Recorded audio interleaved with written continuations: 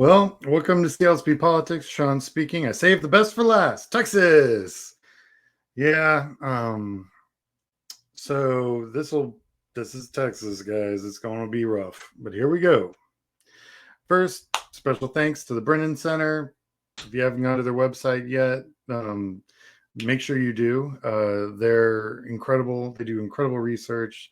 They show their work. They reference and they give you all the background information you need. Absolutely 100%. Can't say enough good things about those guys. All right. So let's just get started with the restrictive laws, shall we? Oh boy. So anyway, they made it harder to assist, with mail-in ballots, and they imposed harsher voter IDs and increased barriers for voter with disabilities. Can you believe that? They reduced polling place availability, which is probably what increased barriers for voters with disabilities, because they probably said, okay, you don't have to be, you don't have to have ramps and things of that nature. But what are you gonna do? This is all SB1, by the way. This is the first bill that they got out right after everything went sideways for the Republicans. So they limit early voting opportunities. They make it a crime for election workers to encourage voters to request a mail ballot or take any action that would make a poll watcher observation not reasonably effective. It's so just garbage. The restrictive law limits valid reasons to vote by mail. That's fun. And this restrictive law calls for purges of people registered at non-residential.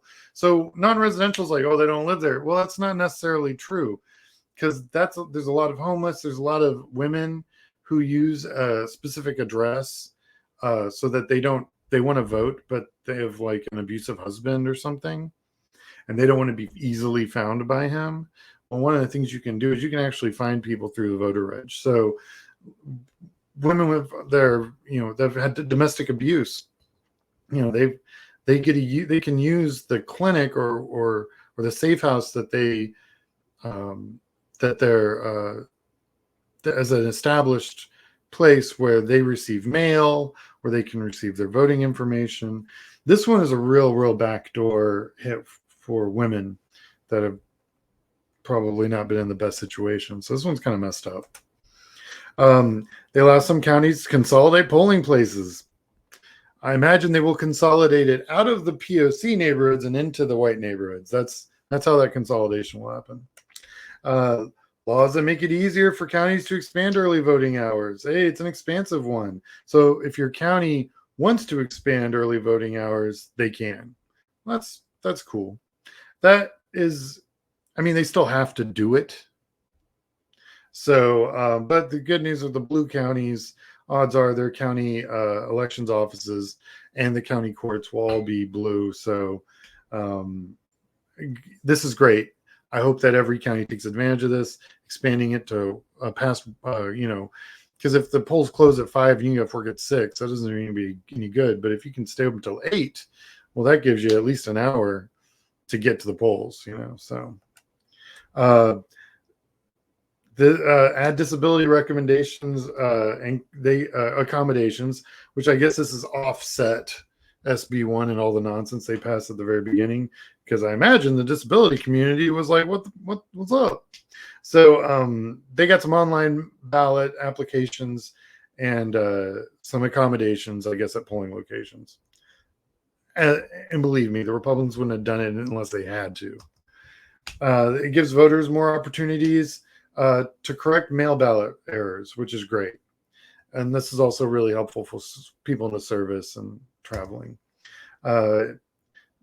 They got 2 interference, though. Laws imposing criminal penalties on poll workers for miscounting votes. So if you make a mistake, it's a crime. Great. So what's interesting about this is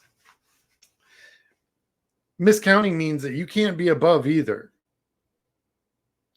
So, and hand counting is one of the worst ways to minimize mistakes. Mechanical processing is thousands of times better. But, what are you going to do?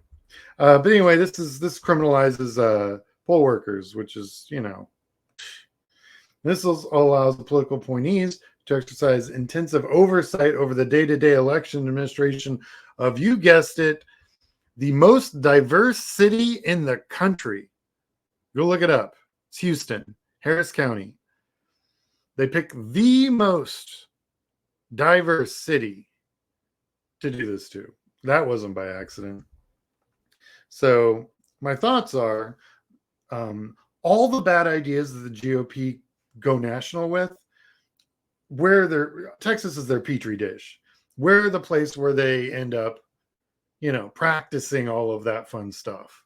So, yeah, God, these guys suck. So, yeah, pray for Texas. But, 40 years of this nonsense. It's just insane. Thank you for watching. Check your voter status, especially if you're in Georgia, Texas, Mississippi, Alabama, Florida. I think there's a pattern here.